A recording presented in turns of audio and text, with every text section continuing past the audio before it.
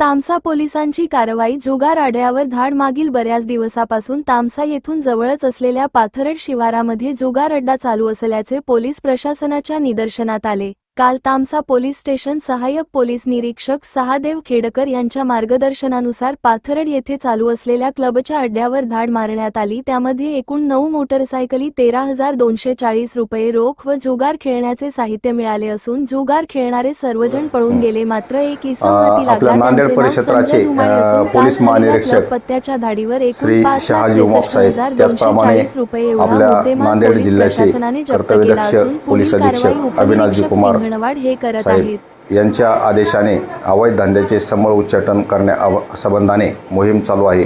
त्या संबंधाने आम्हास वारंवार सूचना देखील मान्य कार्यालयाकडून येत असतात.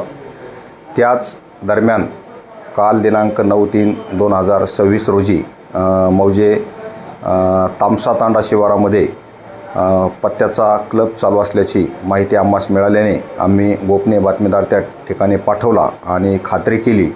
त्या अनुषंगाने आम्हास गोपनीय बातमीदाराकडून मिळालेल्या माहितीच्या ठिकाणी आम्ही स्वतः, त्याचप्रमाणे पोलीस स्टेशन तामसा येथील PSI नरोटे साहेब, त्याचप्रमाणे मुदश्शीर खान आणि होमगार्ड असे जाऊन 2 पंचासमक्ष छापा कार्यवाही केली. त्या ठिकाणी आम्ही 100 मीटर अंतरावर असताना जुगार खेळणारे त्या ठिकाणी आम्हाला दुरूनच बघून पळून गेले. परंतु त्या ठिकाणी त्यांच्या एकूण 9 मोटरसायकल आणि 13,240 रुपयाचा रोख मुद्देमाल आणि जुगाराचे साहित्य मिळून आले आहे. त्यानुसार आम्ही काल स्वतः फिर्याद देऊन सदर प्रकरणी गुन्हा दाखल करण्यात आलेला आहे.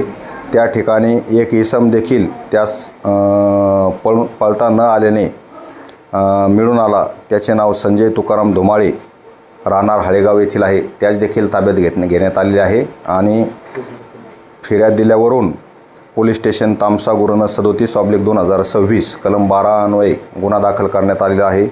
कालच्या छापा दरम्यान एकूण 5,63,240 रुपयाचा मुद्देमाल, रोख रक्कम व 9 मोटरसायकल आणि जुगाराचे साहित्य असा मिळून जप्त करण्यात आलेला आहे.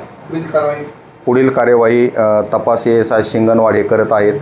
सदर मोटरसायकल धारक जे कोण आहेत त्यांचे RTO कार्यालयाकडून त्यांची माहिती घेऊन सदर जुगार कोण चालवत होतं, त्याचप्रमाणे जुगार खेळण्यासाठी कोण कोण होते याबाबत तपास चालू आहे.